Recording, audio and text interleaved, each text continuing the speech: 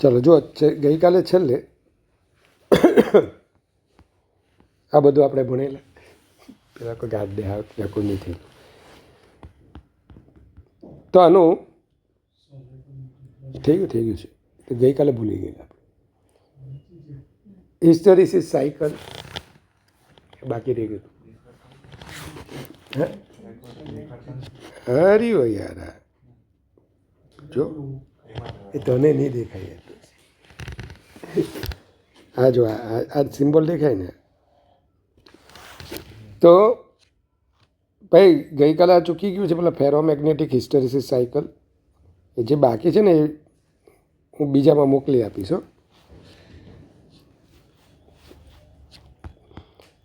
તો BH કહું જે આપેલો હોય એ સોફ્ટ આયન માટે તમે દોરો ને સિવો. ટોલ મતલબ કેવી ખબર, આમ હશે આમ, બેટ ટુ પેલા ભજીયાના મરચા જેવી, કે મરચાના ભજીયા, હું આ થોડી કન્ફ્યુઝનમાં છું. તો આની અંદર આ રીતે આટલી ટોલ બની, અને એનો યુઝ આથી આપણે ઇન્ડક્ટરમાં કરીએ છીએ, એની કોરની અંદર મેગ્નેટિક ફિલ્ડ વધારવા માટે. પછી ક્યાં કરીએ છીએ? ટ્રાન્સફોર્મર, પછી જનરેટર, એના વાઇન્ડિંગમાં કરીએ છીએ. દરેક વખત આવે ત્યારે કહેતો જઈશ. હવે આમાં છે ને એક ટૉપિક છે અર્થ મેગ્નેટિઝમ, જેનો યુઝ થોડો યુઝ ક્યાં આવવાનો છે? એક તો MCQ છે જ, પણ છઠ્ઠા ચેપ્ટરમાં ડીપ એંગલ કરીને કંઈક આવે છે. તો અર્થ્સ મેગ્નેટિઝમ, તો પહેલાંના સમયમાં શું માનવામાં આવતું તમને કહી દઉં. તમે જ્યારે 8મામાં હતા ને ત્યારે મારી વખતે તો આવતું 8મામાં 8મું જ ચેપ્ટર આવતું, ચુંબક, મેગ્નેટ, આવું તમારે આવતું. અને આ મેગ્નેટમાં હું ભણતો ત્યારે આવું કહેતા, જોગ્રાફિક નોર્થ પોલ, જોગ્રાફિક સાઉથ પોલ. બધા સ્ટાન્ડર્ડ દાખલા લોકો કાઢી નાખ્યા, CB કરી નાખ્યા. બાકી આટા સૌથી ડેન્જર દાખલા કોઈ હોય નહીં, 2 ચેપ્ટરના, એક આના અને રે ઓપ્ટિક્સ. પણ બધું ઇઝી કરી નાખ્યું આ લોકો. હવે એમ કહેવાય કે અર્થની અંદર એક જાયન્ટ મેગ્નેટ છે, રાક્ષસી ચુંબક, જાયન્ટ મેગ્નેટ એના કોરમાં, એના પેટાળમાં આવેલો છે, જેનો N પોલ જે છે ને જોગ્રાફિક સાઉથ પોલ પાસે, જોગ્રાફિક એટલે ભૌગોલિક, અને साउथ पोल जो है मैग्नेट में जोग्राफिक नॉर्थ पोल पास, आउ लोग मानता. अनिशा, तो इस वजह से नॉर्थ पोल में से फिल लाइन को ऐसे जब हम बाहर निकलते हैं इनसाइड, ये तो अर्थ के अंदर है ना, तो अंदर मैग्नेटिक फील्ड ऐसा आएगा. एक ज मिनट, साउथ में फील्ड लाइन अंदर છે, આ અંદર થોડા કોઈ ચાઇનીઝ લોકો જવાના કોરમાં. આ લોકોએ ઉપયોગ કરેલો ક્યાં? પેલા કંપાસનો, જે કંપાસ શોધતા ને એ ચાઇનીઝ લોકોએ પહેલાં આનો યુઝ કરેલો. શા માટે? ડિરેક્શન માટે. હવે આ ફિલ્ડ લાઇન ક્યાં જાય છે? અર્થની સરફેસ પર. બોલો, ફ્રોમ જોગ્રાફિક સાઉથ ટુ જોગ્રાફિક નોર્થ, ભૌગોલિક દક્ષિણથી ભૌગોલિક ઉત્તર પર જાય. હકે ને? હવે જો અહીંયા તમે અર્થની સરફેસ પર છો, ચાઇનીઝ લોકો દરિયામાં છે, કંપાસ રાખે, કંપાસ એટલે હોકાયંત્ર, તો બોલો મેગ્નેટિક ફિલ્ડ તો યુગ આ ડિરેક્શનમાં ભાઈ. મેગ્નેટિક ફિલ્ડની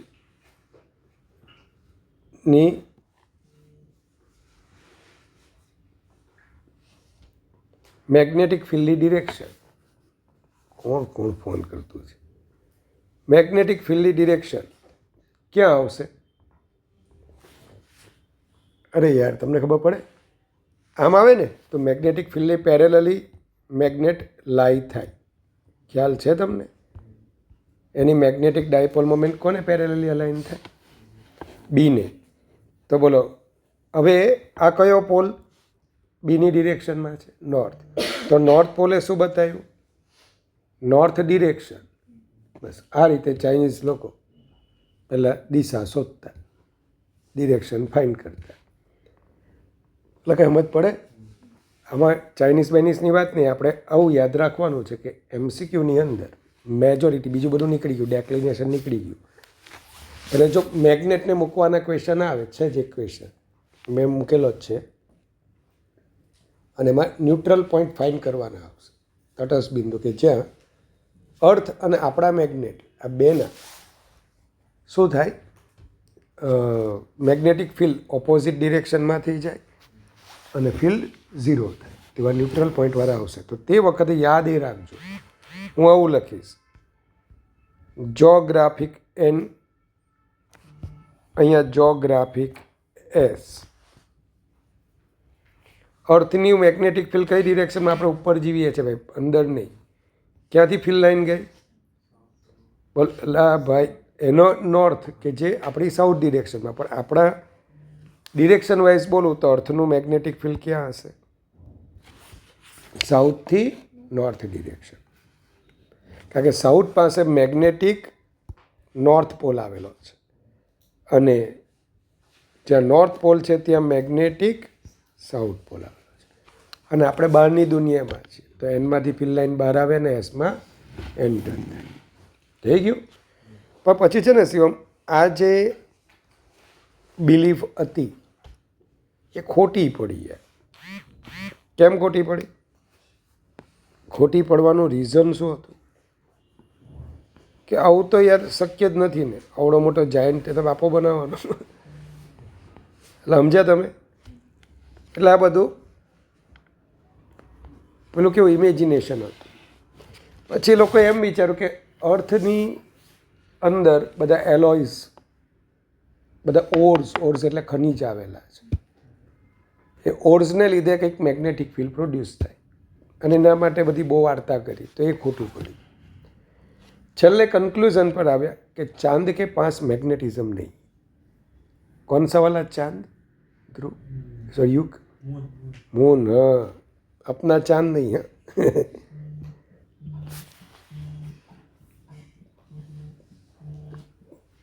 तो चांद के पास कोई मैग्नेटिज्म नहीं है. क्यों? उसका जो कोर है ना, कोर, उसमें वो मोल्टन फेज में नहीं है, પીગળેલી હાલતમાં નથી. તો અનન્ય આપણી અર્થ છે ને જ્યારે રોટેટ થતી હોય, રોટેટ, તો એ થોડી આમ નમેલી છે,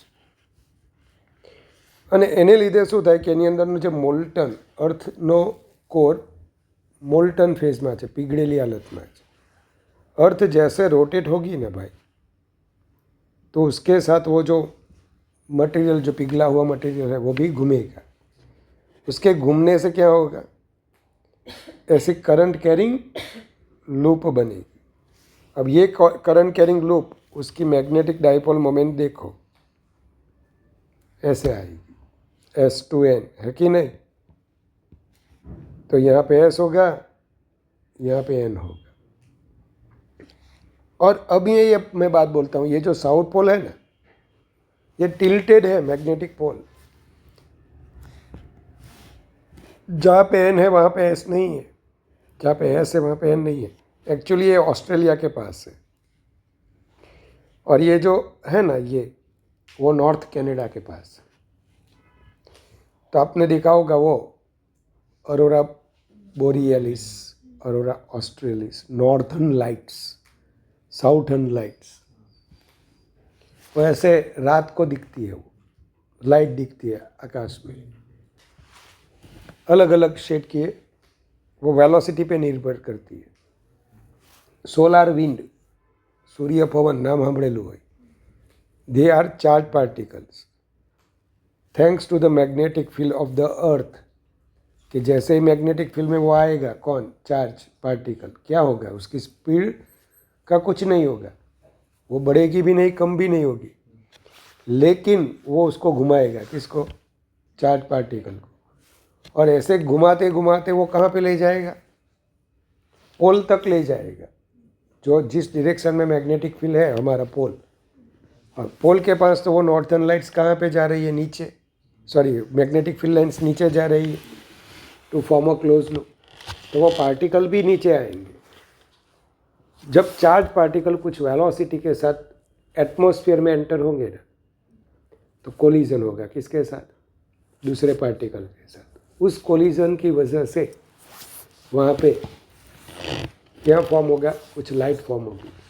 पहले डब्बा टीवी आता था, क्या आता था, डब्बा टीवी। ये एलईडी है, इसमें एलईडी लगाई गई है, वहाँ पे डब्बा टीवी में क्या होता था, वो इलेक्ट्रॉन्स जो होते थे ना, उसका पीछे से कैथोड रे ट्यूब ऐसा है, सीआरटी आती थी, वो स्क्रीन, उसे सिंटिलेशन स्क्रीन बोली जाती है, 13 चैप्टर में आता है। अलग अलग वेलोसिटी के साथ इलेक्ट्रॉन्स पूरी स्क्रीन पे अलग अलग वेलोसिटी के साथ कोलिजन करते थे। हर एक collision according to its velocity कुछ ना कुछ डॉट, कलरफुल डॉट देता था। ये सब कलरफुल डॉट मर्ज होके क्या बनाते थे, पिक्चर। उसी हिसाब से दूसरा इलेक्ट्रॉन आता था, वो दूसरा डॉट, यानी कि वो जो हमारा स्टिल पिक्चर था, स्टिल यानी स्टेशनरी, वो मूविंग पिक्चर बन जाता था और हम कंटिन्यूस फ्रेम में उसे देख सकते हैं। कुछ पता चला आपको? तो આવું ભાઈ થાય ત્યાં। તો આ સાઉથ પોલ મેગ્નેટનો ક્યાં છે, નોર્થ કેનેડા પાસે, અને નોર્થ પોલ સાઉથ। હવે આ થિયરી ગળે ઉતરી એવી, અને આ થિયરીથી જ આપણને ખબર પડે કે અર્થનું મેગ્નેટિક ફિલ્ડ પ્રોડ્યુસ થવાનું રીઝન એનો કોર મોલ્ટન ફેઝમાં છે, એટલે ખબર પડે कंप्लीट। पर चांद के पास ऐसा कुछ पिघला हुआ द्रव्य नहीं है, तो उसका मैग्नेटिक फील्ड नहीं, इस वजह से। अब समझो यहाँ पे 3 टर्म्स आएंगे। कौन से वाले 3? पहले आएगा मैग्नेटिक डेक्लिनेशन, दूसरा आएगा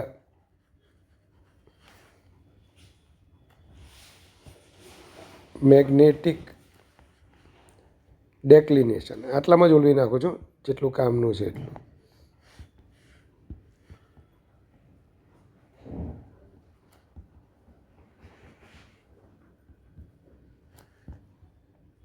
थीटा और डी। दूसरा आएगा मैग्नेटिक डीप एंगल, ये काम का है।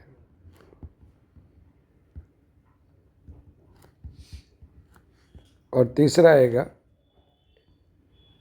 अर्थ मैग्नेटिक फील्ड कंपोनेंट्स।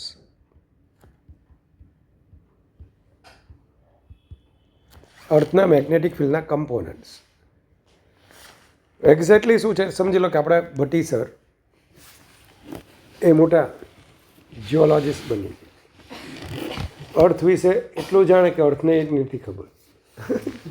તો એક દિવસ હું એમને વિચારતો હતો કે true north and south direction કઈ, કારણ કે હું કંપાસ લઈને ઊભો રહું, શું લઈને ઊભો રહું, કંપાસ। તો કંપાસ હવે જુઠ્ઠું છે એવું ખબર પડી ગઈ। આ નોર્થ પોલ, આ સાઉથ પોલ। આપણે આપણા અર્થને શેમાં ડિવાઈડ કરેલું છે ખબર? લોન્જિટ્યુડ અને લેટિટ્યુડ। આ લોન્જિટ્યુડ લાઈન કહેવાય, ગુજરાતીવાળા રેખાંશ, અને આ અક્ષાંશ। અક્ષાંશ રેખાંશમાં આપણે એને ડિવાઈડ કરીએ છીએ। કોને? અર્થને। હું અહીંયા ઊભો છું, તો આ ટ્રુ નોર્થ સાઉથ ડિરેક્શન આપણું આ ભાવનગર છે, તો ભાવનગરમાં ટ્રુ નોર્થ સાઉથ ડિરેક્શન આ છે। પણ જે મેગ્નેટનો એસ પોલ છે અને એન પોલ છે તે તો આમ છે, એટલે જે ફિલ્ડ લાઈન અહીંથી જશે ને ભાઈ, એ મને નોર્થ સાઉથ ડિરેક્શન આ બતાવશે। समझ पड़े છે હું શું કહું છું? Field line true north south direction में नहीं जा रही है, वो गलत डायरेक्शन में जा रही है, क्योंकि पोल शिफ्टेड है। Magnetic pole they are not coincide with geographic poles. Magnetic pole जहाँ जोग्राफिक पोल है ત્યાં નથી, એટલે તો ખોટું જ બતાવવાના. એટલે હું એક દિવસ બેઠો હતો, વિચારતો હતો કે ભાઈ ટ્રુ નોર્થ સાઉથ ડિરેક્શન કઈ. ત્યાં જ ભટ્ટી સર આવ્યા, મને મૂંઝાયેલો જોઈને મને પૂછે કે શું છે દેસાઈ, કેમ આવું થયું? તો હું એમ કહું, ભાઈ ભટ્ટી સર, તમે આટલા મોટા જિયોલોજિસ્ટ, તો જાક મને ટ્રુ નોર્થ સાઉથ ડિરેક્શન જડતી નથી, મેળવી આપો. તો કે કંઈ વાંધો. નાકરાણી સર એ બહુ મોટા વાસ્તુકાર છે, એમણે નોર્થ સાઉથ ડિરેક્શનમાં જ બધી, વિશ્વકર્મા પછી બીજા કોઈ હોય નાકરાણી સર, કોઈ હાલા રેકોર્ડ થાય છે. તો 2.0 માટે એટલું બધું એ કરેલું છે સાહેબ, ખરેખર બહુ જોરદાર બનાવ્યું છે એમણે, સાહેબનું જ બધું પ્લાનિંગ, એક એક વસ્તુ. ચાલો, તો હવે તો ભટ્ટી સરે મને એમ કીધું કે આ જે છે ને નાકરાણી સરે જે આ વોલ બનાવેલી છે એ ટ્રુ નોર્થ સાઉથ ડિરેક્શનમાં એકોર્ડિંગ ટુ વાસ્તુ. તો અચ્છા, તો હું ખુશ થઈ ગયો. એટલે આ ટ્રુ નોર્થ સાઉથ ડિરેક્શન, હું જ્યાં ઊભો હતો, ભટ્ટી સરે આ ટ્રુ નોર્થ સાઉથ ડિરેક્શન કીધી, હું જ્યાં ઊભો હતો ત્યાં પરપેન્ડિક્યુલર ડ્રો કર્યો, અને આ જે આખું પ્લેન બન્યું ને, આ પ્લેન વર્ટિકલ પ્લેન, આને બોલાય જોગ્રાફિક મેરિડિયન. શું બોલાય? જોગ્રાફિક મેરિડિયન. જે શું બતાવે? True north south direction. શું બતાવે? True north south direction. હા, હવે મેં ત્યાં તરત જ મેગ્નેટ લટકાવ્યું. તો આ મેગ્નેટ છે ને એ ટ્રુ નોર્થ સાઉથમાં નહીં રહેશે, મેગ્નેટિક ફિલ્ડ લાઇનને પેરેલલ રહેશે, એ આમ રહેશે, જે ખોટી ડિરેક્શન્સ બતાવશે. તો હું ભાવનગરમાં જ્યાં ઊભો છું, ભટ્ટી સરની દયાથી મને શું મળ્યું? ટ્રુ નોર્થ સાઉથ ડિરેક્શન, એક પ્લેન મળ્યું.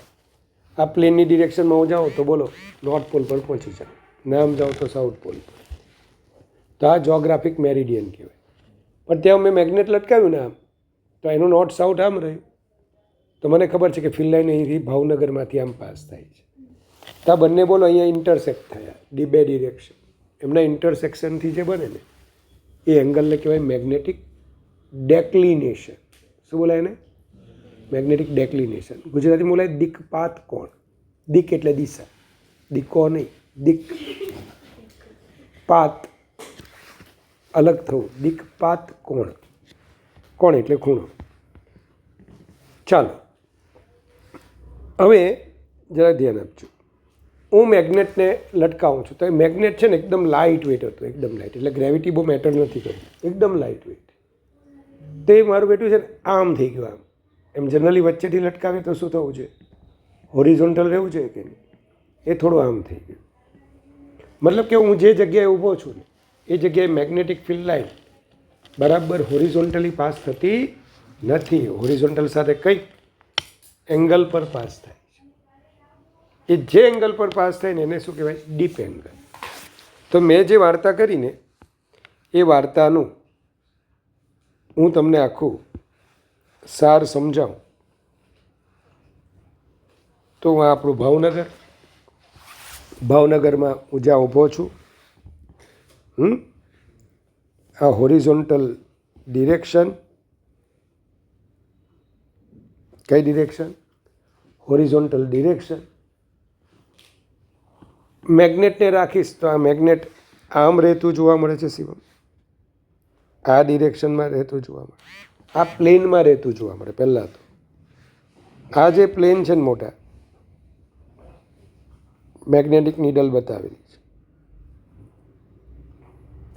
આ જે પ્લેન છે ને આ પ્લેનને બોલાય PQRS, અને બોલાય મેગ્નેટિક મેરિડિયન. ગુજરાતીમાં આવું બોલાય ચુંબકીય ध्रुवतल. क्या बोलते हैं इसको? चुंबकीय ध्रुवतल, मैग्नेटिक मेरिडियन. ये कौन सी वाली डिरेक्शन? Horizontal direction. अब लक्ष्य है यहाँ पे भट्टी सर ने जो बोला ऐसा एक प्लेन में ऐसा ड्रॉ करता हूँ.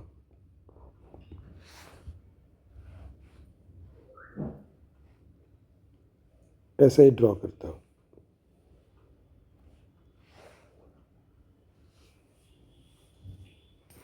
जो हमें कौन सी वाली डायरेक्शन दिखाता है, जरा देखना। ये जो मैंने डॉटेड लाइन खींची है ना, वो पीछे वाला है। ये PQ dash R dash S dash,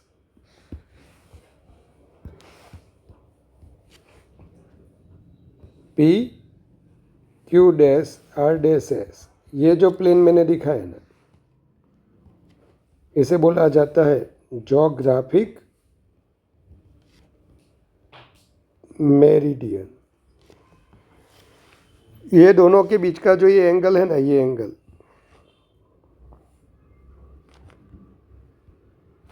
theta, theta को हम बोलेंगे मैग्नेटिक डेक्लिनेशन। अब जो प्लेन हमने मैग्नेटिक मेरिडियन देखा, वो पीछे वाला प्लेन है, इन PQRS। ज्योग्राफिक मेरिडियन એટલે ભૌમિતિક ધ્રુવતલ, હા, ભૌગોલિક, ભૌમિતિક નહીં, ભૌગોલિક ધ્રુવતલ, જ્યોગ્રાફિક। तो इन PQRS प्लेन मतलब कि इन MM मैग्नेटिक मेरिडियन, सर का नाम भी इस वजह से आ जाएगा, इन मैग्नेटिक मेरिडियन। ये कितना झुका हुआ है हॉरिजॉन्टल के साथ, फाई। तो फाई को हम बोलेंगे, ये अर्थ का मैग्नेटिक फील्ड है, हाँ, BE। तो फाई को बोलेंगे हम एंगल ऑफ डीप। क्या बोलेंगे? Angle of deep. गुजराती में कहवाय नत्ती कोण अथवा नमन कोण, नमेलू नमन। इसमें ही आप दो कंपोनेंट ले लो, इसमें ही आप दो कंपोनेंट ले लो ऐसे। ये हमारा BH और ये आएगा हमारा BV, है कि नहीं? BH को बोलेंगे हम हॉरिजॉन्टल कंपोनेंट ऑफ B। कितनी बार आपने सुना हुआ होगा। तो BH is equal to B cos phi horizontal component of B, BV B sin phi vertical component of BE और tan phi BV upon BH। सही है? tan phi अगर लोगे ना आप, अरे यार tan phi आप लोगे तो क्या आएगा? BV upon BH। બસ આટલું આવડવું જોઈએ। હવે આનો યુઝ કેવી રીતના કરવાનો તે હું શીખવીશ। ડેક્લિનેશનથી આપણને શું પ્રોબ્લેમ થાય?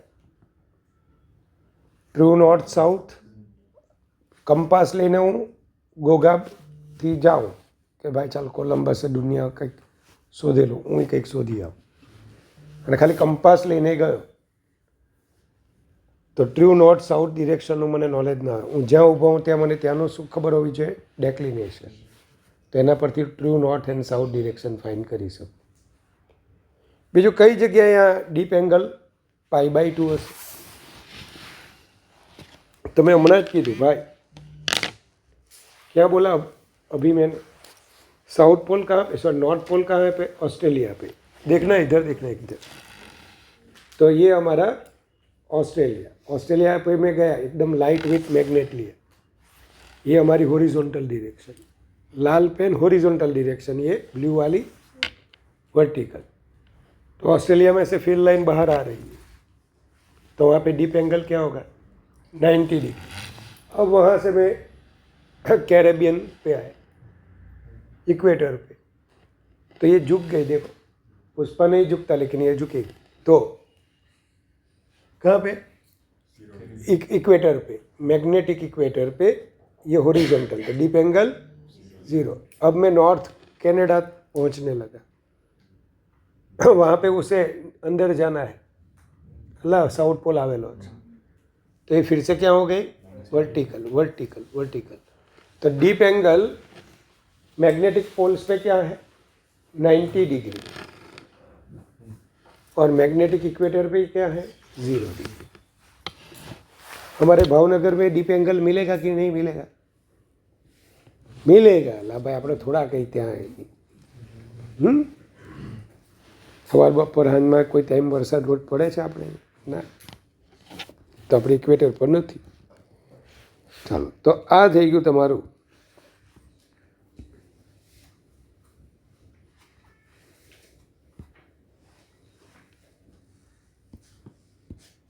બધાને મોકલી આપો. 11માં નહીં, મારા બેટા કરાવીને લાવે છે.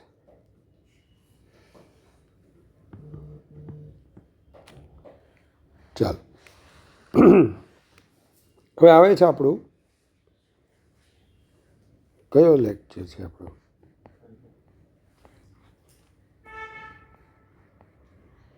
ઈએમઆઈ. ભાઈ ઈએમઆઈમાં મેં બધું લખેલું છે, ખાલી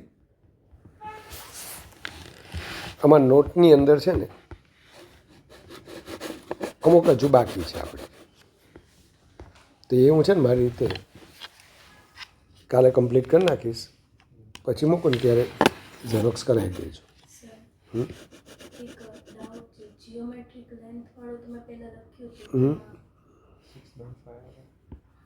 ફાઈવ બાય 6 આવે. અચ્છા, મેં ઊંધું લખ્યું છે, એ થાય યાર, તક સુધાર લેજો. વેરી ગુડ યાર. શું ભૂલ કરી લેતી મેં?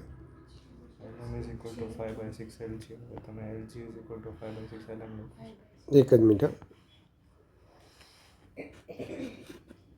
અચ્છા, magnetic length that is equal two, બરાબર છે.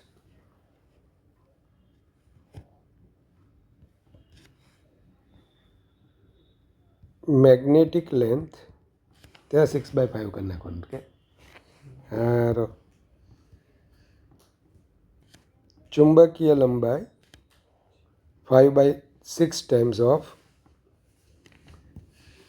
Geometric length.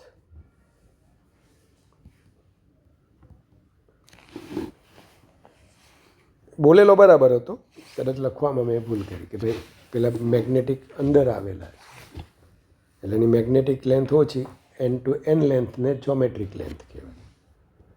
ચાલો, તો પછી હારાવાળું જ મોકલો ને હું. ના યાર, આ કાંઈ એમ છે.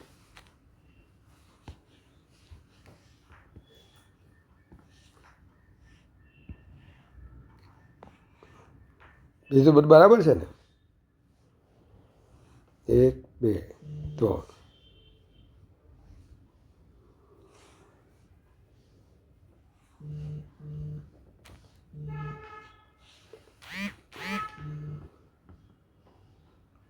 એ કેમ જતું નથી? અલા, અચ્છા, ડિલીટ.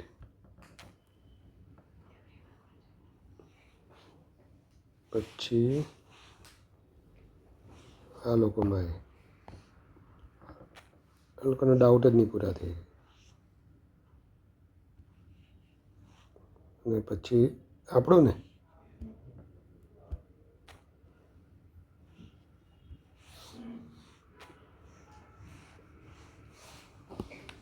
હવે જો ઈએમઆઈ, હા ના તારીખ પ્રમાણે જોવા દે. આપણે ક્યાં ઇન્ટરનેશનલ પહોંચાડવું છે? એ 9માં 11માં પણ અંતિમ મૂકીશ કે શાંતિથી લોકોને હસી મજાક ખાતે, એમ લોકો ખાલી કોમેન્ટ સાંભળવા આવે એટલા, ભણે નહીં ભણે તેલ પીવા જાય. તો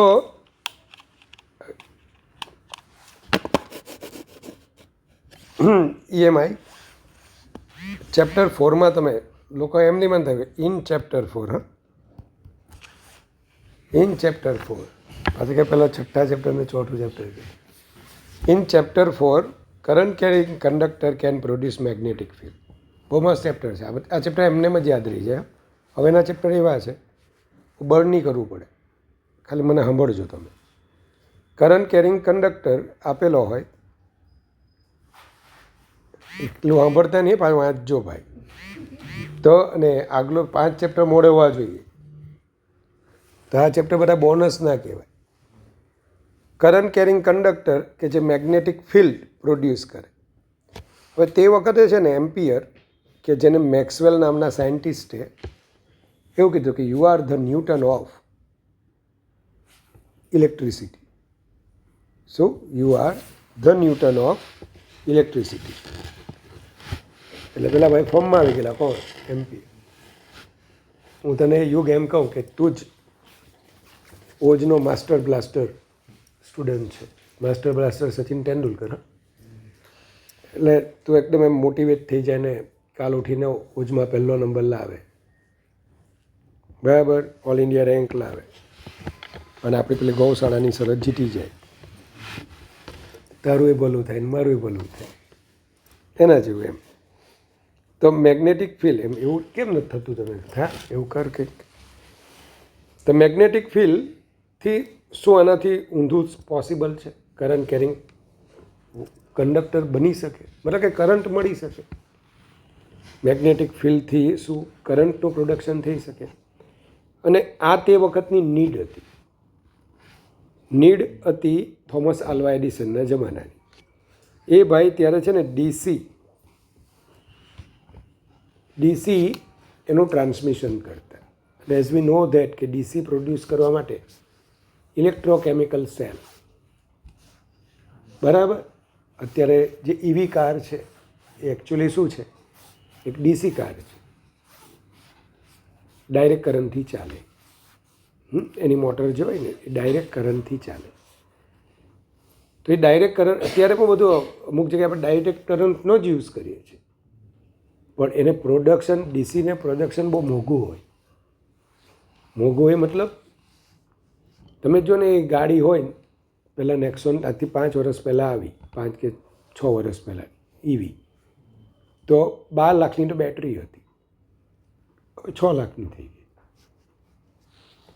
એટલે જેમ જેમ અને પાછી એની કરતાં વધારે રેન્જવાળી. તો એટલે ઈવીમાં કોસ્ટલી પાર્ટ કયો? બેટરી.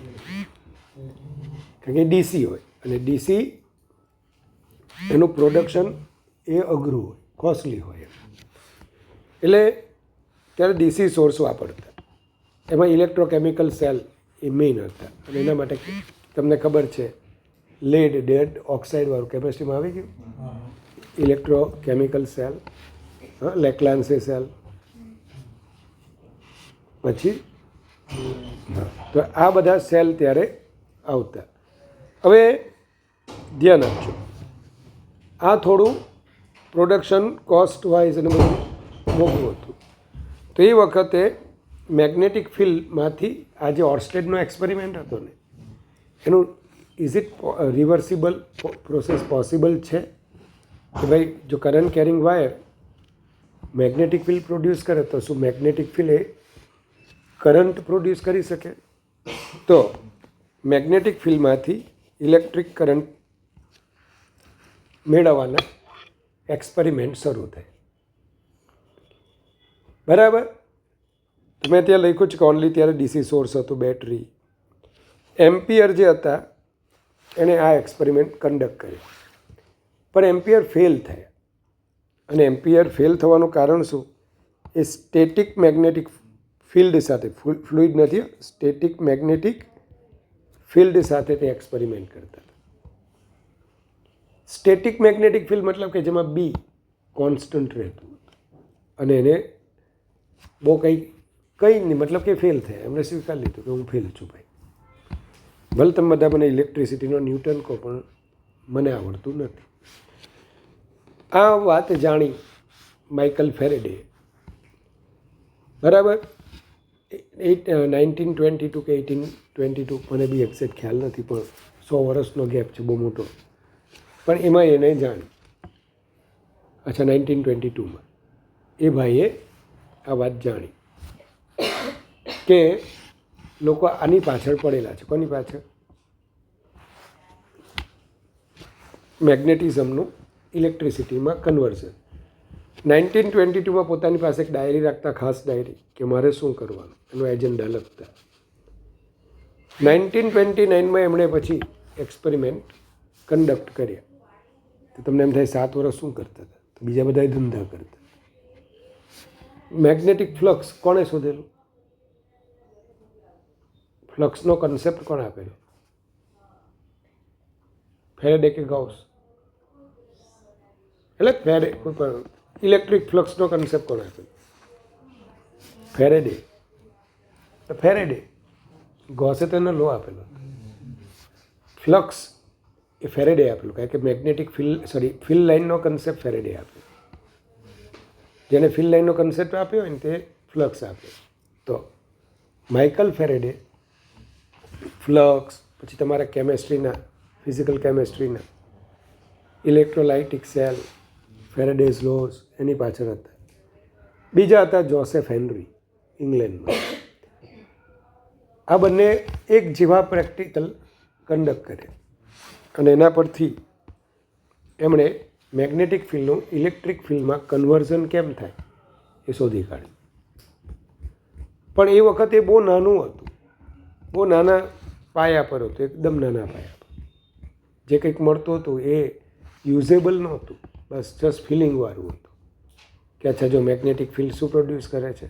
કરંટ. એટલે ફેરેડેને કોઈકે પૂછ્યું કે ભાઈ તમે જે આ બધું કર્યું, આ ધંધા કર્યા, એનો કોઈ ફાયદો?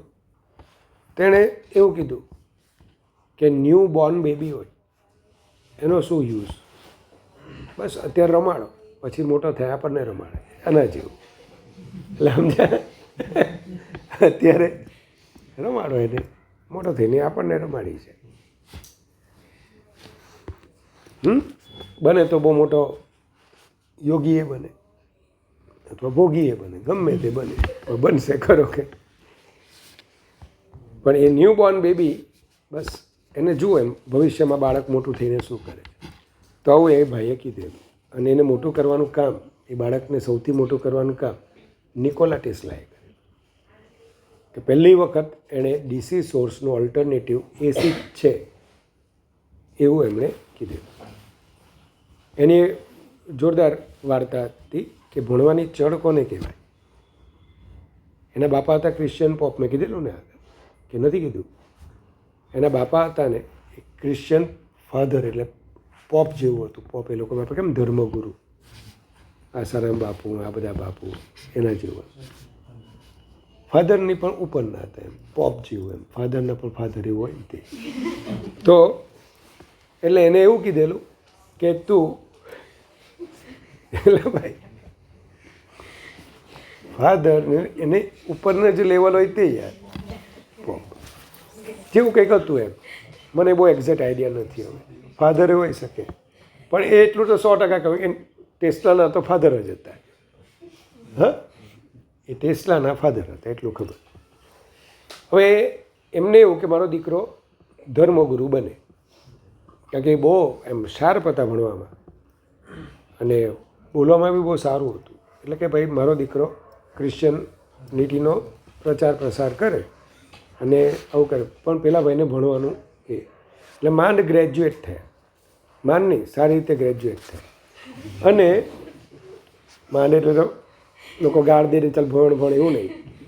ગ્રેજ્યુએટ થયા ત્યાં સુધીમાં એના બાપાએ કહી દીધેલું કે ભાઈ બસ આ છેલ્લું વર્ષ, હવે તારે આના પછી આ ભણવાનું મૂકીને ભગવાનના શરણમાં જવાનું છે. એને એ વાત ન ગમી અને એને બાળપણથી એક ડ્રીમ આવતું, નાયગ્રા ફોલ અને એમાંથી લાઇટનિંગ થતી દેખાતી. નાયગ્રા ફોલ અને એમાંથી શું? લાઇટનિંગ. હવે એનું રહસ્ય એને ખબર નહોતી કે આવું કેમ, મને આ ડ્રીમ કેમ વારંવાર આવે, નાયગ્રા ફોલમાંથી લાઇટનિંગ, વીજળી કેમ બહાર આવે, એનું રહસ્ય એને ખબર નહોતી. પછી પેલા ભાઈને કોલેરા થઈ ગયું. કોને? અને બાપા એમ કીધું ને તારે ફાધર બનવાનું છે. એટલે ક્રિશ્ચિયન પોપ, એટલે પાછું ફાધર બનવાનું છે એટલે લગ્ન કરવાનું એવું નહીં કીધું. તો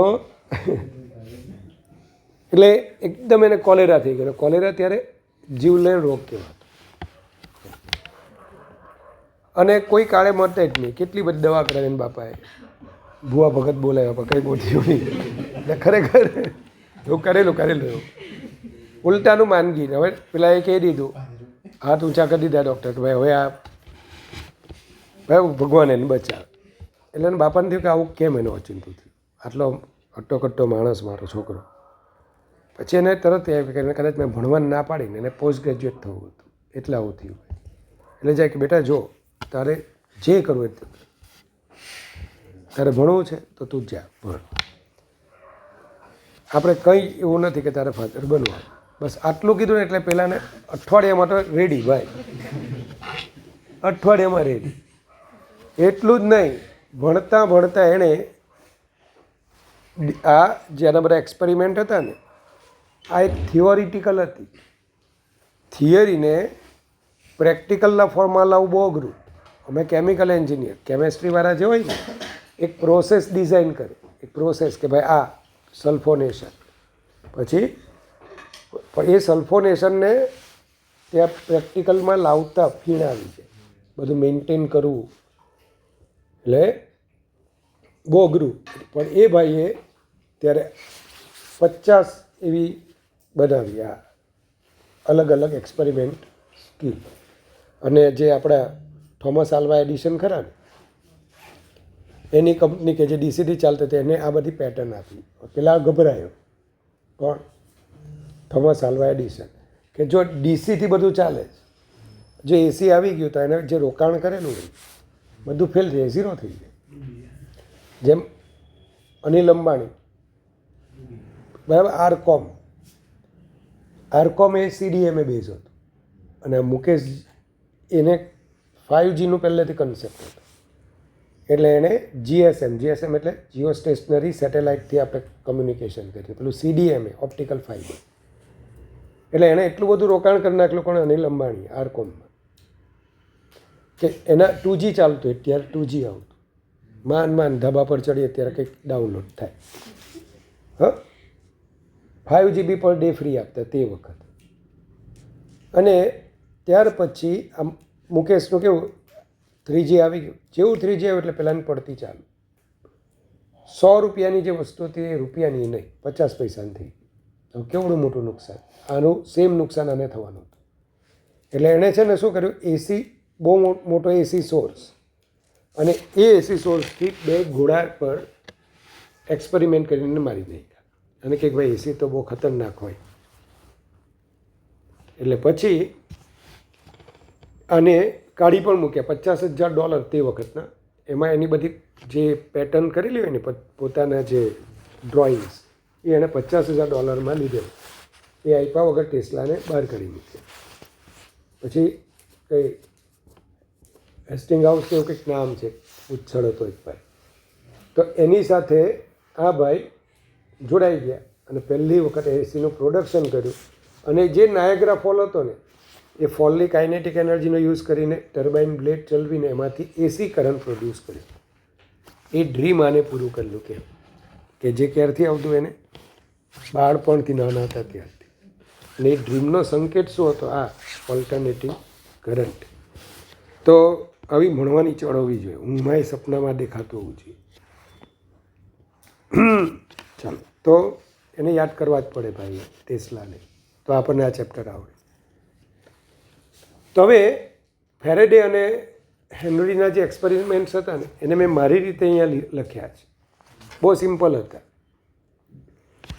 કોઇલ લીધી, કોઇલની સાથે એણે ગેલ્વેનોમીટર, આની એક્સિસ પર એક બાર મેગ્નેટ, ગજ્યો ચુંબક. બાર મેગ્નેટને ટુવર્ડ્સ કોઇલ મૂવ કરાવી, એન પોલ રાખીને, એન પોલને એની ફ્રન્ટમાં રાખીને. તો મૂવિંગ ટુવર્ડ્સ કોઇલ ગેલ્વેનોમીટરમાં કંઈક ડિફ્લેક્શન આવે. એકચ્યુઅલી ફેરેડે ફેલ થયેલા હતા. ફેરેડેનો પહેલો એક્સપેરિમેન્ટ મેં અહીંયા લખ્યો નથી, પણ મેં ભણાવેલો 100%. અને એ આવો હતો. કેમ એણે આ જ એક્સપેરિમેન્ટ સ્ટાર્ટ કર્યા? તો એનું રીઝન તમને કહું. પહેલાં એ ભાઈએ શું કરેલું ખબર? સોફ્ટ આયનની આવી રિંગ લીધેલી. કેમ સોફ્ટ આયનની રિંગ જ? એની પરમિએબિલિટી બહુ હાઈ. એની સાથે અહીંયા એક કોઇલને રાખી અને કોઇલની સાથે એક બેટરીને જોઈન કરી. શું એનો હેતુ હશે? કે જેવું આમાંથી કરંટ પાસ થશે ને એટલે આ current carrying coil it produce magnetic field અને એની field line close loop form કરશે. હવે આ ફિલ્ડ લાઇનમાં કોને રાખવાનું હતું? કોઈ બીજી કોઇલ. આ ફિલ્ડ લાઇનમાં આપણે કોને રાખવાનું હતું? એક બીજી કોઇલ. અને એની સાથે કોને જોડવાનું હતું? ગેલ્વેનોમીટર. કે જેથી જો આમાં કંઈ કરંટ આવે તો ગેલ્વેનોમીટરનું ડિફ્લેક્શન થાય. આને બદલે તમે લેમ્પ પણ જોડી શકો. નાનો અમથો લેમ્પ આવે એ જોડી શકો કે ઓન કે ઓફ થાય. અનન્યા જેવું એણે આ સ્વિચ ઓફ કરી અને ધીમે થોડી વાર એને આમ જોયું તો ગેલ્વેનોમીટરનું કોઈ ડિફ્લેક્શન આવતું હતું નહીં. એટલે નિરાશ થઈ ગઈ કે ભાઈ હું ફેલ થવા. પણ આવા બધા મહાન લોકો હોય ને એ પોતાના આવા એક્સપેરિમેન્ટમાં ફેલરના કોઝ શોધતા હોય. આ દરમિયાન એમણે બહુ એકદમ માઇક્રોસ્કોપિક ઓબ્ઝર્વેશન ચાલુ કર્યા. ગેલ્વેનોમીટરને પણ હાઈલી સેન્સિટિવ બનાવી દીધું. સેન્સિટિવિટી એની હાઈ કરી નાખી. 10⁻11 એમ્પિયર મેઝર કરી શકે તેવું બેલેસ્ટિક ગેલ્વેનોમીટરનો એણે યુઝ કર્યો. આવું કર્યા પછી એણે સ્વિચ ઓફ અને ઓન કરીને ધ્યાન ક્યાં હતું? ગેલ્વેનોમીટર. આ વખતે એને શું જોયું કે જ્યારે સ્વિચ ઓન થાય ને તો એનું ડિફ્લેક્શન આમ થાય અને સ્વિચ ઓફ થાય તો ઓપોઝિટ ડિફ્લેક્શન આવતું હતું. સ્વિચ ઓન સ્વિચ ઓફ આના પરથી એને એટલી ખબર પડી કે સ્વિચ ઓન પહેલાં મેગ્નેટિક ફિલ્ડ 0 હતું યાર. સ્વિચ ઓન થાય એટલે બોલો આની સાથે બી ઇન્ક્રીઝ થયું અને જ્યારે બી ઇન્ક્રીઝ થાય ને ત્યારે ડિફ્લેક્શન આવતું. સ્વિચ ઓફ વખતે બી ડિક્રીઝ થયું ત્યારે આવતું હતું. પણ જ્યારે બી કોન્સ્ટન્ટ હતું તો એમ્પિયરની જેમ ગેલ્વેનોમીટરનું ડિફ્લેક્શન શું રહેતું હતું? 0. મતલબ કે આની અંદર બી કોન્સ્ટન્ટ રહે, મતલબ કે આની સાથેનું ફ્લક્સ, મેગ્નેટિક ફ્લક્સ આવડે જ છે ને આપણે, બેટરી ઇલેક્ટ્રિક ફ્લક્સ છે એટલે મેં અહીંયા લખ્યું નથી. phi = vector B dot vector A. ક્યારે વાપરવાનું? બી યુનિફોર્મ અને આપણો એરિયા જે સરફેસ હોય તે planar. Otherwise integration B dot d. અને ક્લોઝ લૂપ હોય તો 0. ગોસીસ થિયરમ મેગ્નેટિક ફિલ્ડમાં ભણ્યા ને આપણે. ચાલો આવડે તમને? તો એનો મતલબ કે આખા એક્સપેરિમેન્ટમાં બી કોન્સ્ટન્ટનો કોઈ મતલબ નથી. અને બી કોન્સ્ટન્ટ રાખવાનું કામ કોણ કરે? બેટરી. મતલબ કે બેટરીનો કોઈ મતલબ નથી. બેટરી સ્વિચ ઓન અને સ્વિચ ઓફ વખતે ડિફ્લેક્શન આવતું હતું. એટલે એ ભાઈએ હવે બીજો એક્સપેરિમેન્ટ કર્યો. કોઇલની સામે નોર્થ પોલને રાખીને મેગ્નેટને towards coil, away from coil. Towards વખતે સપોઝ ક્લોકવાઇઝ ડિફ્લેક્શન, તો અવે ફ્રોમ કોઇલ વખતે એન્ટી ક્લોકવાઇઝ ડિફ્લેક્શન થાય. આ જ એક્સપેરિમેન્ટને એમણે એસ પોલ માટે રિપીટ કર્યો. તો જે એનના રિઝલ્ટ હતા ને, મતલબ કે એન ટુવર્ડ્સ કોઇલ જાય ક્લોકવાઇઝ તો એસ ટુવર્ડ્સ કોઇલ જાય તો એન્ટી ક્લોકવાઇઝ. જો N moving away from coil હોય તો એન્ટી ક્લોકવાઇઝ, તો પેલું ક્લોકવાઇઝ. ચાલો, આની અંદર મોશન હતી. શું હતી? Motion between magnet and coil. આ સિવાય પણ બીજા એક્સપેરિમેન્ટ હતા, એ તમને ખબર છે કે આવું એક કરંટ કેરિંગ લૂપ લઈ લો, કોઇલ C1, આની નીચે બીજું એક કોઇલ રાખો. હા કે ને? જેવું આવું બીજું કોઇલ રાખશો અને એની સાથે ગેલ્વેનોમીટર જોઈન કરો અને બીજા કોઇલને આમ રોટેટ કરાવો, અથવા બંને કોઇલ વચ્ચે રિલેટિવ મોશન કરાવો અને કાં રોટેટ કરાવો કાં આગળ પાછળ આમ લઈ જાઓ. ઇન બોથ કેસીસ બોલો તમને ગેલ્વેનોમીટર ડિફ્લેક્શન આપે, પણ આમાં મોશન જરૂરી હતી. એક એક્સપેરિમેન્ટ એમણે એવો કર્યો કે જેમાં મોશન ન આવે.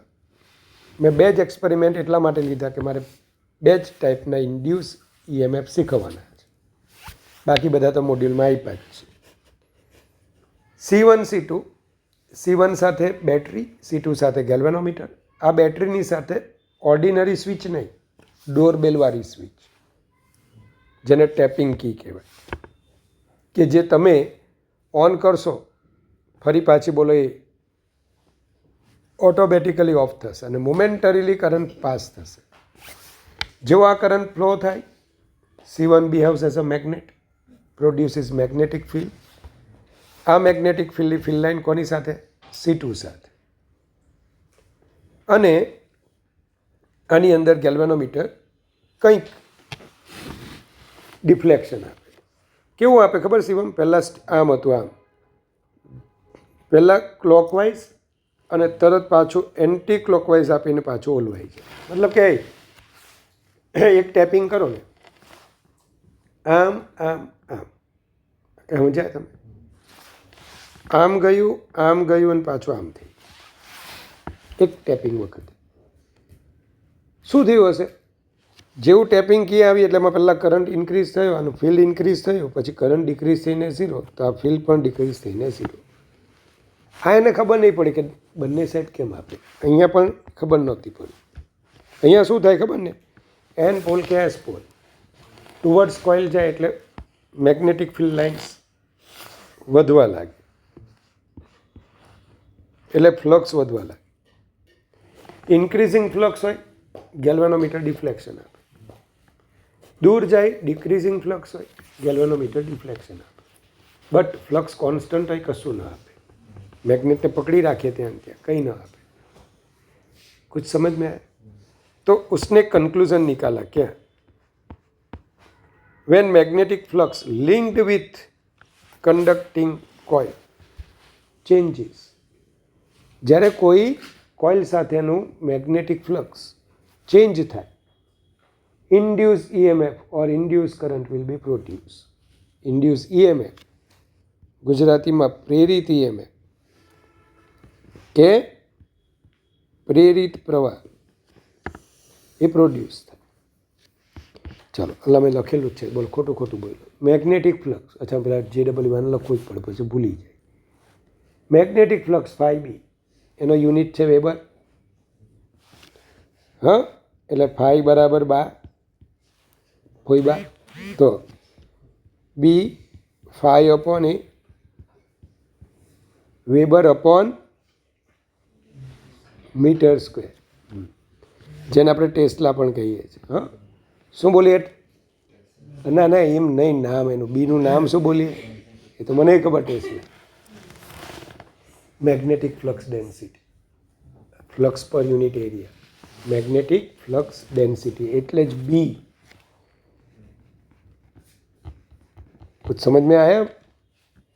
चलो, इसको टेस्ला बोलते हैं, सॉरी वेबर बोलते हैं, गोबर नहीं है. इफ बी इज यूनिफॉर्म, पहली वक्त 12માં હતો ને, એટલે પહેલી જ વખત 12માં હોય બધા વેબર આવ્યું ને, ગોબર ગોબર એમ મને સાહેબે કાઢેલો ક્લાસમાંથી, તો ગોબર ગોબર એમ ચાલુ કરતો. જો કે નીકળવા માટે જ હું આવું કરતો. ઇફ બી એમ ભણાવતા સમજ પડતી નહીં, બહાર જઈને ક્રિકેટ રમતા. If B is uniform and surface is planar, તો ફાઈ બરાબર B dot A, B A cos theta. B અને એ વચ્ચેનો angle theta less than 90. Emerging flux, emerging એટલે બહાર આવતું, થીટા ગ્રેટર દેન 90 એટલે ફિલ્ડ લાઇન અંદર જતી હશે, બરાબર. એન્ટરિંગ ફ્લક્સ, અંદર જતું ફ્લક્સ. આમાં આ બધો એન્ટરિંગ ઇમર્જિંગનો બહુ રોલ નથી. જો આવું ન હોય તો, આમ ન હોય તો, if B is not uniform or if an surface is not planar, તો શું આવશે? બી ડોટ ડીએ ઇન્ટિગ્રેશન કરવાનું નાના નાના આપણે સરફેસ એલિમેન્ટ અને ઇફ સરફેસ ઇઝ ક્લોઝ તો ગોસીસ લો. અને આ લો એક જ વસ્તુ સમજાવે કે magnetic field lines always forms a close loop. અને એનું રીઝન પણ મેં ગઈકાલે કીધેલું છે, ગઈકાલે અથવા આગલા ચેપ્ટરમાં, કે તમે જ્યારે પણ કોઈ કરંટ કેરિંગ લૂપ લેશો તો એનો આ એન હોય તેની બરાબર પાછળ એસ. આ એવા ચીપકેલા હોય કે કોઈ આને જુદા પાડી શકે નહીં. ચાલો, મેગ્નિટ્યુડ ઓફ ઇન્ડ્યુસ EMF, જેના માટે હવે ફેરેડેઝ લો. હવે આપણે જાણવાની ઈચ્છા થઈ કે જે EMF પ્રોડ્યુસ થાય, કોઈ EMF ક્યારે પ્રોડ્યુસ થાય, તો આપણે થર્ડ ચેપ્ટરમાં મેં સમજાવેલું કે આ બેટરી હોય, કોઈ કંડક્ટર હોય, આ પોઝિટિવ નેગેટિવ. તો બેટરી પહેલાં શું કામ કરે? ઇલેક્ટ્રિક ફિલ્ડ પ્રોડ્યુસ કરે, અલા પીડી પ્રોડ્યુસ કરે. પીડીને લીધે ઇલેક્ટ્રિક ફિલ્ડ પ્રોડ્યુસ થાય ને એમાં પેલા ઇલેક્ટ્રોન હોય એ ડ્રિફ્ટ વેલોસિટીથી મૂવ થાય અને બોલો આપણને શું આપે? करंट आपे. कुछ समझ में आया? क्या देता है वो? Electric current. कि समझ पड़ी तमने?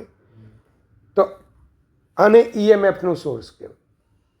तो अहींया आपने करंट मळ्यो, पण करंटनुं कारण बेटरी नहोती. तो करंटनुं रीजन हतुं शुं? Time varying magnetic field. एने शुं प्रोड्यूस कर्युं? Electric field. तो आना परथी मैक्सवेले टाइम वेराइंग इलेक्ट्रिक फील्ड परथी शुं? Magnetic field. अने एना माटे जे कन्सेप्ट आव्यो ए डिस्प्लेसमेंट करंट आप्यो. हवे ए शुं छे डिस्प्लेसमेंट करंट त्यारे कहीश, पण आ बंने एकबीजानुं ऑपोजिट छे. Chapter 6 time varying magnetic field can produce electric field, and chapter 8 time varying electric field can produce magnetic field. અને આ એકબીજાના જ કોણ બાપ દીકરો નક્કી થાય નહીં. પેલા આને પ્રોડ્યુસ કરો, આને પ્રોડ્યુસ કરે. એટલે કે હું તારો બાપ, તો કે હું તારો બાપ. મરઘી આવી કે ઈંડું, ઈંડું કે મરઘી, આ નક્કી ન થાય. તેમાં કોણ કોનો બાપ એ નક્કી થાય નહીં. સમજો? માં નહીં થાય, માં આવે જ નહીં. આમાં બાપ જ પેદા કરે. There is no need of any mother. Only મંત્ર બોલે એટલે આવી જાય છોકરા. એ કોઈ કહે છે મને. તો magnitude of induce EMF.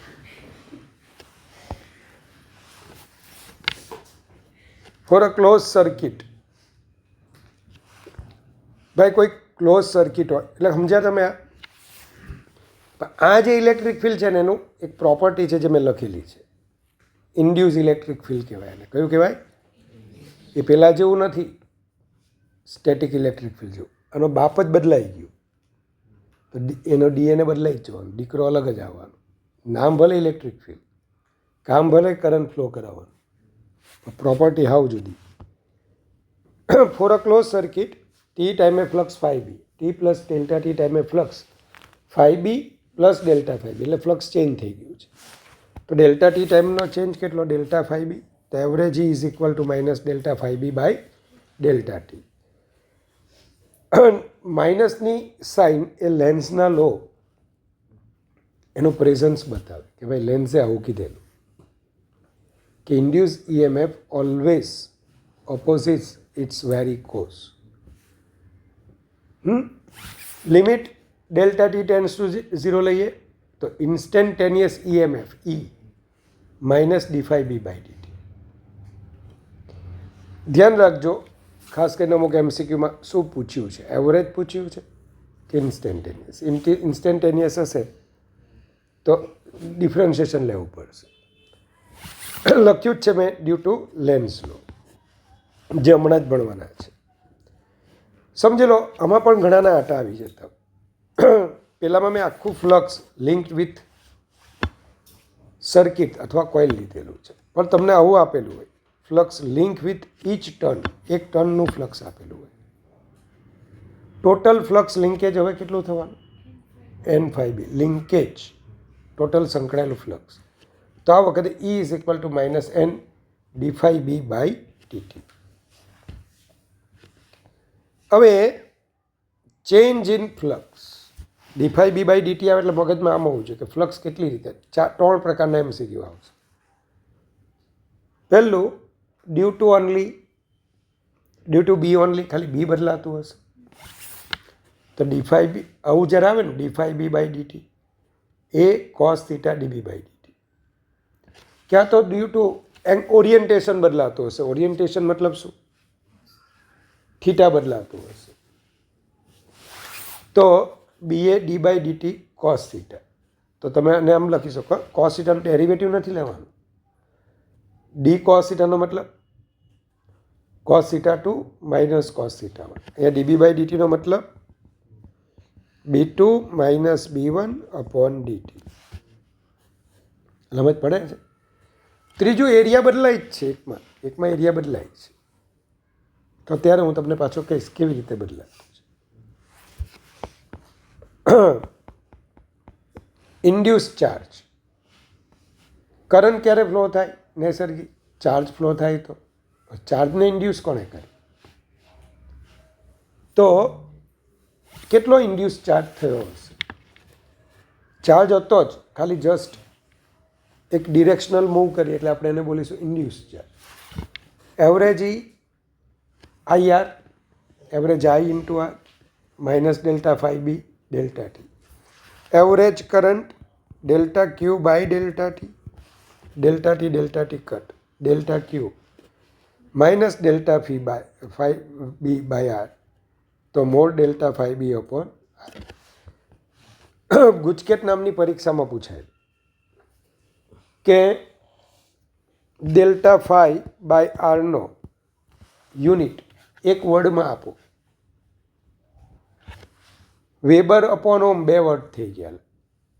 ફાઈનો unit weber upon આરનો ઓમ તો 2 વર્ડ થઈ ગયા, 2 શબ્દો થઈ ગયા. એક શબ્દ હતો કે કુલમ. અને સમજ્યા તમે? ચાલો હવે ઇન્ડ્યુસ EMF હતું. ચેક કરજો કે ઇન્ડ્યુસ કરંટ હોય delta phi by delta T અને બોલે time rate of change of flux. તો induce EMF or induce current depends on time rate of change of flux, but induced charge does not depends on time rate of change of flux. કેમ? Time જ જતો રહેજો, delta T ગયા. It only depends on change in flux. એ ખાલી ફ્લક્સના change પર જ ડિપેન્ડ કરે ભાઈ. તમે ફ્લક્સ જેટલું વધારો કે ઘટાડો ચાર્જ એટલો જ ઇન્ડ્યુસ થશે. હા, પણ કરંટ ઓછા ટાઈમમાં વધારે ફ્લક્સ વધારે current, less time more flux change more current, less time more flux change, we will get more EMF. જ્યારે same flux change in any case either bigger time interval or smaller time interval we get same induce charge. Induce charge same જ રહે. એને ખાલી flux કેટલું બદલાય એની સાથે લેવા દેવા. કેટલા ટાઈમમાં બદલાયું ને મોટા એની સાથે લેવા દેવા નહીં. ડિરેક્શન ઓફ ઇન્ડ્યુસ EMF આવી ગયું. Lenz law. Lenz law based on energy conservation છે. એક વાક્યમાં આ નિયમ કહું તો induce EMF always opposites its very cause. પ્રેરિત EMF હંમેશા પોતાના કારણનો જ વિરોધ કરે છે. દાખલા તરીકે દીકરો મોટો થાય એટલે પહેલાં પહેલો કોનો વિરોધ કરે? એનું કારણ કોણ? એનો બાપ. તો દીકરો મોટો થઈને પહેલાં પહેલો એના બાપનો જ વિરોધ કરે. આવું નિયમ છે. એટલે તારે એમ થયું કેમ તું નથી વિરોધ કરતો? દીકરા જ્યારે નરિયેળ પાણી લેતો થાકી ગયો એટલે આજે તો નહીં પણ ગમે ત્યારે આ જો આ સત્ય ભણાવું છું. તો induce EMF always opposite its very cause.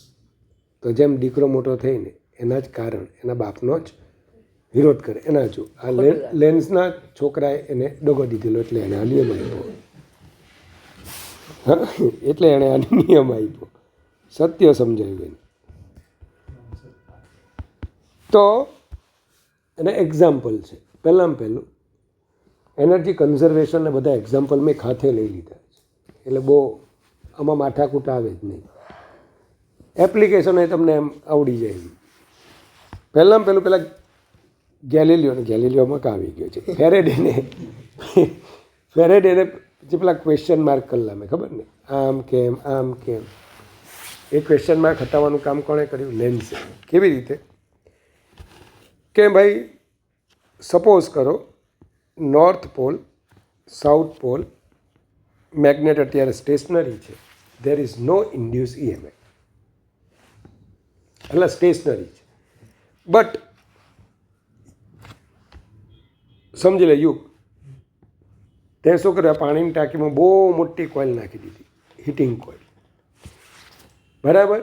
એની સાથે આવું તે મેગ્નેટિક કોઇલ સોલેનોઇડ લઈ લીધો છે, કંઈથી ક્યાં સુધી લંબાઈનું, બહુ મોટી જ્વેલ સર્કલ, અને તે મોટો બાર મેગ્નેટ લીધો.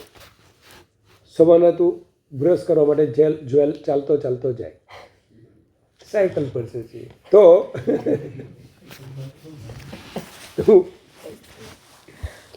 સાયકલ પર જશે બસ એમ જ કાઢા, રસ્તામાં ઠૂકતા હોય. તો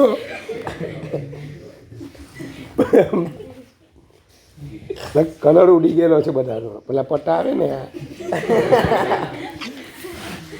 કોલગેટ જ લેજે ભાઈ, એટલે વ્હાઈટ આવે. તો બાબા રામદેવનું નહીં, લોકો માવો ઠૂકેલો મારી જાણ મારશે. તો હવે આ બાજુ યોગ, તું ત્યાં ગઈને ખાલી આ મેગ્નેટને એમ અડપલું કરે કે તું જ જા, પાણીની ટાંકી જ જા. હા, તો એ જેવું આ કોઇલની અંદર જાય ને ભાઈ, ટુવર્ડ્સ કોઇલ, એટલે કોઇલને ફિલિંગ આવી કે એ તારી મારી સાથે ફ્લક્સ ચેન્જ થવા લાગી, ફ્લક્સ ઇન્ક્રીઝ થવા લાગી. હવે આને છે ને મેથડ ઓફ કોન્ટ્રાડિક્શન, અનિષ્ટાપતિની રીત, ગુજરાતીમાં આવું બોલાય, અનિષ્ટાપતિ. મતલબ ખોટું એઝ્યુમ કરવું, પછી કોઈ બેઝિક ફંડામેન્ટલ રૂલ સાથે એને મિસમેચ કરવું, અને પછી પ્રેમથી કાન પકડીને કહેવાનું આઈ એમ સોરી, મેં જે લીધેલું હતું તે ખોટું હતું, આ સત્ય છે. એટલે આમ વિચારીને યુગ, તું જો આને એક ટપલી મારે, હું અહીંયા ઊભો છું, હું જોઉં છું કે યુગે ટપલી મારી, અને હું એઝ્યુમ કરું કે ફ્લક્સ ઇન્ક્રીઝ થયું, આની અંદર ઇન્ડ્યુસ કરંટ પ્રોડ્યુસ થયો, કે ક્લોઝ લૂપ છે, લૂપ એટલે કરંટ એ આવશે, અને હું એઝ્યુમ કરી લઉં કે બેટા એસ શું ક્લોકવાઇઝ કરંટ ફ્લો થાય છે. ક્લોકવાઇઝ મતલબ કે ગેલ્વેનોમીટર સપોઝ કરો આ તરફનું એન્ટી ક્લોકવાઇઝ ડિફ્લેક્શન આપે છે, આમ કરંટ ફ્લો થાય છે. ગેલ્વેનોમીટર કંઈક આવું ડિફ્લેક્શન આપે છે. તો હું જો આવું એઝ્યુમ કરું તો બોલો શું થશે ખબર? યુગે બ્રશ કરતાં ખાલી એક ટપલી મારી, આ એસ બની ગયું. એસ એ એને એટ્રેક્ટ કરે ભાઈ,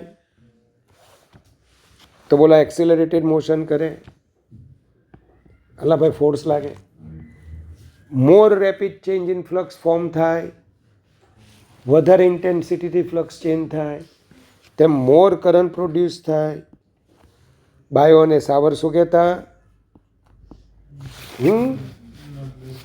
બી ઇઝ પ્રપોર્શનલ ટુ આઈ. તો પછી આ જે લૂપ બન્યું ને એનું મેગ્નેટિક ફિલ્ડ ઓર ઇન્ક્રીઝ થાય, ઓર મેગ્નેટિક ફોર્સથી, વધારે ફોર્સથી આને એટ્રેક્ટ કરે, આમ વધારે સ્પીડથી આમ જાય, એમ મોર ફ્લક્સ ચેન્જ થાય.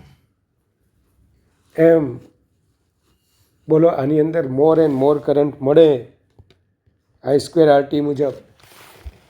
જે પાણીની ટાંકીમાં કોઇલ નાખેલી છે, મેગ્નેટ ત્યાંથી અહીંયા આવે, ક્યાં? પાણીની ટાંકી. કેટલી સ્પીડથી આવતું હશે, આખી પાણીની ટાંકી ઉકળી જાય, આખું ભાવનગર ગરમ પાણીથી નાખે, દાજી જાય લોકો. બેક્ટેરિયા ફ્રી પાણી આવે, ઉકાળવાની જરૂર નહીં પડે.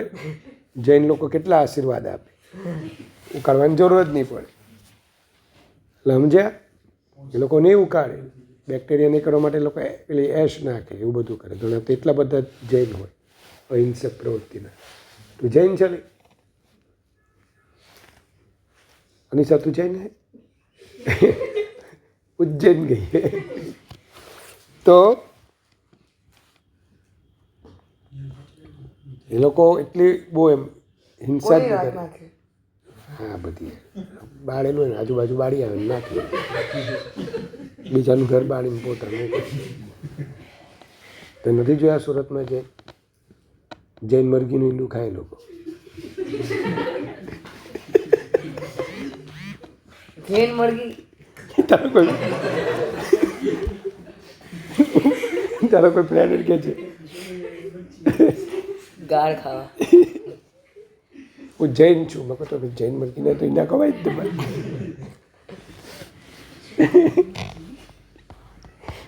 એ ભગવાન તું અલા તું એમ ગમે તેમને બોલાવજો, રેકોર્ડિંગ થાય. તમે બોલ્યા અહીંયા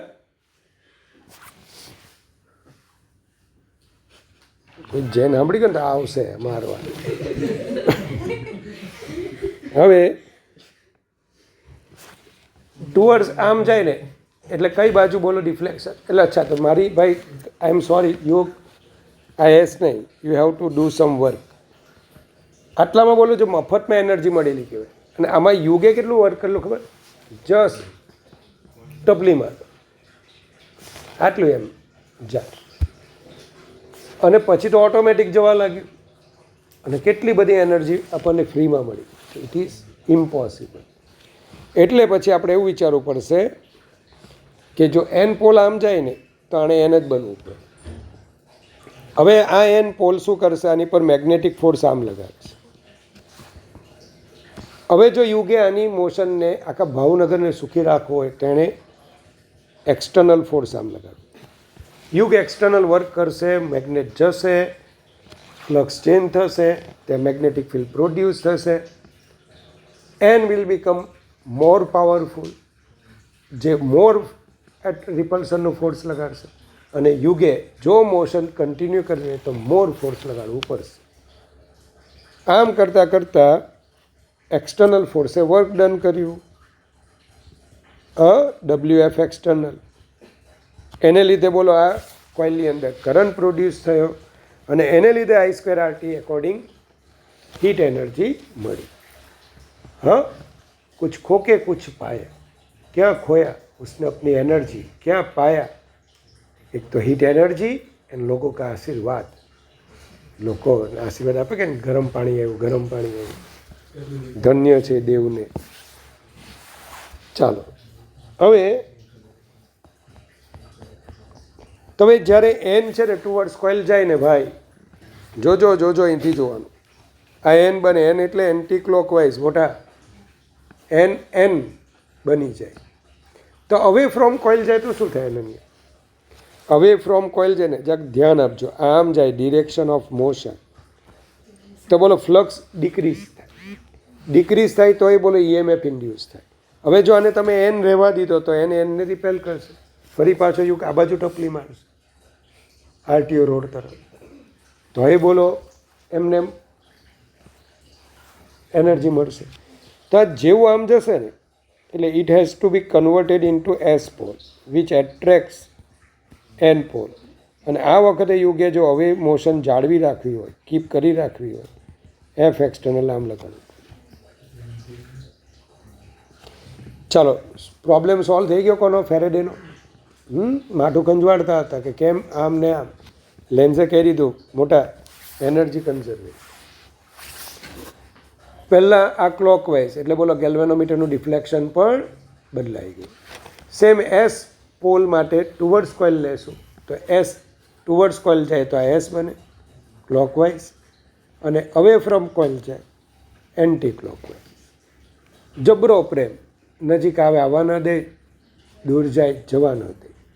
હા, અજબ પ્રેમ કી ગજબ કહાની. યહીં ઓકે બસ આવું જ છે. જો આને કહેવાય લેન્સનો લો કે ભાઈ induce EMF always opposite its very cause cause કોણ હતું? Motion of magnet. અને થવા જ નહીં દે. દૂર જાય તો એમ દૂર ગયો ને તેને એટ્રેક કરો, એસ બનાવો. નજીક આવે એન નજીક આવે છે, રિપેલ કરો તો એને જ બનાવો. એકચ્યુઅલી એ કોને રિપેલ કરે છે? Motion of magnet. અને એ એકોર્ડિંગ એ શું પ્રોડ્યુસ કરે છે? એનું મેગ્નેટિક ફિલ્ડ. બીજું એક આ ફેનોમેનન આવે કે એમાં કોઈ મોશન નથી, તેમ છતાં કેમ EMF ઇન્ડ્યુસ થયું? તેનું બે રીતે સમજાવીશ. મેથડ નંબર 1 આ છે, અને પછી ઇન્ડ્યુસ ઇલેક્ટ્રિક ફિલ્ડ આવે ત્યારે પછી. આની અંદર શું છે કે ઇનસાઇડ મેગ્નેટિક ફિલ્ડ છે અને B ઓફ T છે. હવે આ B of T magnetic field, B of T time varying magnetic field છે.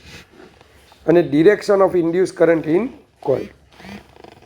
ફર્સ્ટ ઓફ ઓલ અંદરનું ફિલ્ડ શું થાય? જો ઇન્ક્રીઝ થતું હોય, અંદરનું ફિલ્ડ શું થતું હોય? ઇન્ક્રીઝ થતું હોય. તો આની સાથેનું ફ્લક્સ ઇન્ક્રીઝ થાય. પહેલાં તો આપણે કોન્સ્ટન્ટ રાખે કોઈ ફિલિંગ નહીં, એટલે કરંટ 0. પણ હવે એટલે કોન્સ્ટન્ટ રાખે, કંઈ જ ફિલિંગ નથી ફ્લક્સ ઇન્ક્રીઝ થતું, નથી ડિક્રીઝ થતું. પણ અંદરનું ફિલ્ડ ઇન્ક્રીઝ થાય, એટલે અંદરનું ફ્લક્સ ઇન્ક્રીઝ થાય. Induce EMF always opposite its very cause. Cause શું હતું? અંદર વધવું, વધતાનો વિરોધ કરવો, ઇન્ક્રીઝિંગને ઓપોઝ કરવું, ડિક્રીઝ કરવું. એટલે થંબ આમ રાખજે યુગલા, થંબ આમ રાખજે, તો કરંટ બોલો આમ આવશે. કારણ કે આ લૂપનું ફિલ્ડ બહાર આવવું છે. પડી કે નહીં પડી? આની અંદર મેજોરિટીને પ્રોબ્લેમ આવતા. અંદરનું ફ્લક્સ ઇન્ક્રીઝ થાય તો એનો ઓપોઝ કરવા માટે બહાર ફિલ્ડ, એટલે કરંટ બોલો એન્ટીક્લોકવાઇઝ. અંદરનું ફિલ્ડ ઘટે તેને તો વધુ કે ઘટવું ગમતું જ નથી. અંદરનું ફિલ્ડ ઘટે તો ઘટતાને ઓપોઝ કરવું, ઇન્ક્રીઝ કરવું, એટલે હકે ને તો એ પોતાનું ફિલ્ડ પણ અંદર આપશે. અંદર ફિલ્ડ મતલબ કે ક્લોકવાઇઝ. ચલો કમ્પ્લીટ છે આટલું? આલી સમજ પડી ખરેખર નૈસર્ગિક? સારું. ઈ કોન્સ્ટન્ટ હવે આમાં જોજો, મેં બધી લૂપ બતાવી છે. આ લૂપ કોન્સ્ટન્ટ વેલોસિટીથી એન્ટ્રી લે છે અને કોન્સ્ટન્ટ વેલોસિટીથી એક્ઝિટ થાય છે. આ લૂપ પણ આમ જાય છે. હવે ધ્યાન આપજો, જેવી આ લૂપ કોન્સ્ટન્ટ વેલોસિટીથી અંદર જશે તો આની સાથેનું ઇનસાઇડ ફ્લક્સ વધશે. તેને ઓપોઝ કરવા માટે બોલો એ પોતાનું આઉટસાઇડ, આઉટવર્ડ, બહાર તરફ. ચલો અંગૂઠો બહાર રાખો, આંગળા વીંટાળો, તો આંગળા બોલો આમ વીંટાળશે, તો એન્ટી ક્લોકવાઇઝ કરંટ ફ્લો થશે. સિમિલરલી આ બહાર આવતી હશે તો એની સાથેનું ફ્લક્સ ડિક્રીઝ થશે. અંદરનું ફ્લક્સ ડિક્રીઝ થાય, ડિક્રીઝને ઓપોઝ કરો એટલે ઇન્ક્રીઝ કરો, તો બોલો અમે આ વખતે ક્લોકવાઇઝ કરંટ આવશે. બીજું કે આની અંદર dϕ/dt કોન્સ્ટન્ટ રહેશે, બિકોઝ મેં V કોન્સ્ટન્ટ રાખ્યું છે. મતલબ અનન્ય, જેમ જેમ આ એન્ટર થશે ને તો આનો એરિયા dA/dt કોન્સ્ટન્ટ આવશે. dA/dt શું આવશે? કેવી રીતના ખબર પડી? phi બરાબર 12 B dA/dt complete and dA/dt that is constant. પણ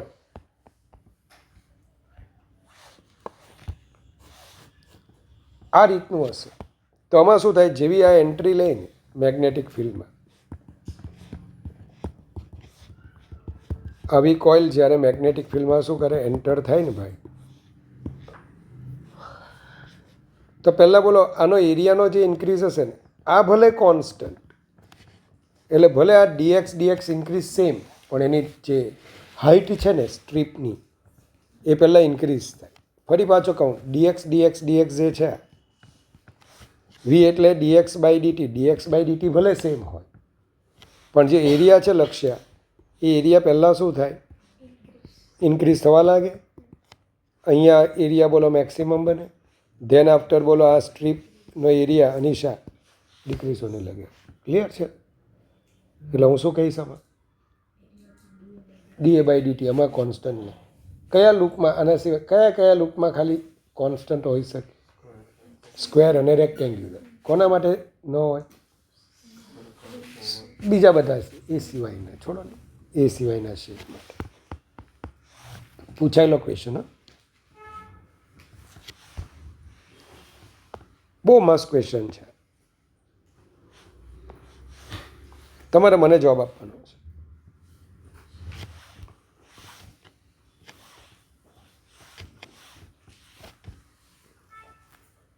નોન કન્ડક્ટિંગ ડિસ્ક છે. શું? Non conducting disc. Non conducting disc હોય ને એની પર મેં ચાર્જ મૂકેલો છે. મેગ્નેટિક ફિલ્ડ ઉપર છે. અને આલિયા આ જે મેગ્નેટિક ફિલ્ડ છે ને with respect to time increase થાય છે. मैग्नेटिक फील्ड शो થાય છે with respect to time increase, वो अपना डायरेक्शन चेंज नहीं करता, सिर्फ मैग्नेटिक बढ़ाता रहता. अब यहाँ पे भी अभी मैं पाटिया बिठा रहा हूँ. અત્યારે તમારે આમ વિચારવું કે આની સાથેનું ફ્લક્સ ઇન્ક્રીઝ થાય, કોની સાથેનું? આ ડિસ્ક સાથે. અત્યારે પાટિયા બેસાડું, એક્ઝેક્ટ કારણ તો પછી જ કહીશ કે કેમ આ ફરી. કોણ? ડિસ્ક. ચાલો, શું થશે? પહેલાં તો જવાબ આપી દીધો, મારે પૂછવાનું નહીં તમને. શું થશે? नैसर्गिक. अभी बी आएगा, ये बी.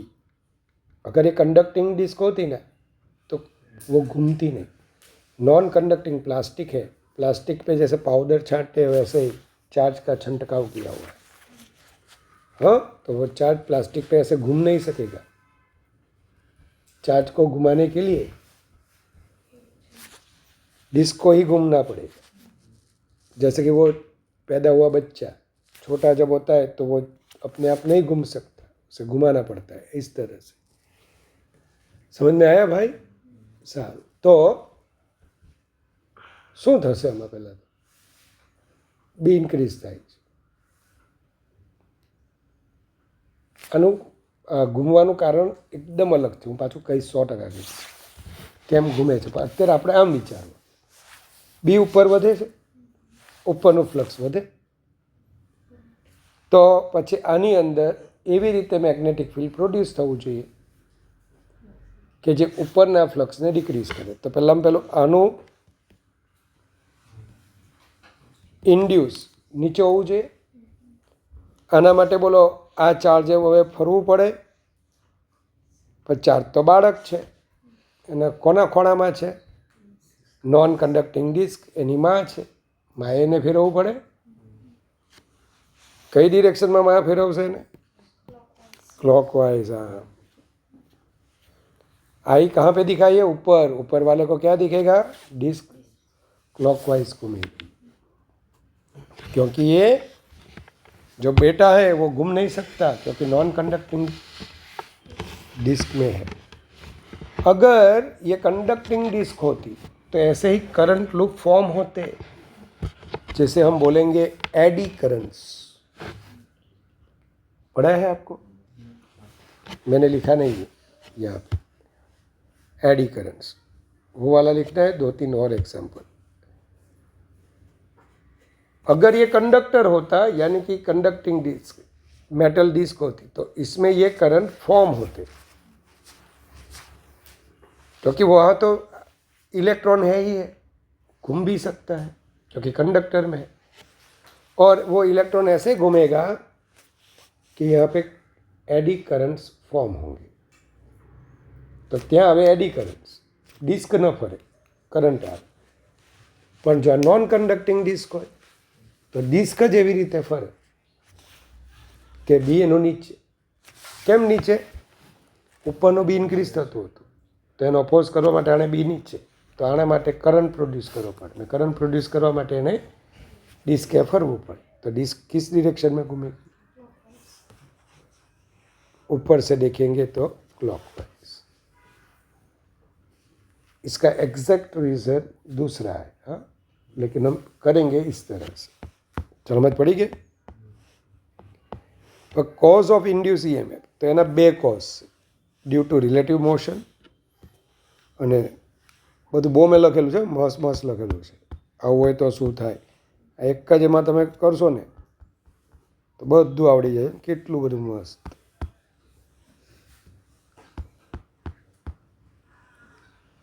સેલ્ફ ઇન્ડક્ટન્સ, પછી આ ગ્રોથ એન્ડ ડીકે, પછી મ્યુચ્યુઅલ ઇન્ડક્શન, એમાં તમારે પેલા લૂપવાળા બી આવી ગયા. ને હવે જે બાકી છે ને પેલા સળિયા બળિયાવાળા બાકી રહી ગયેલા, હું આજે લખી કાઢું.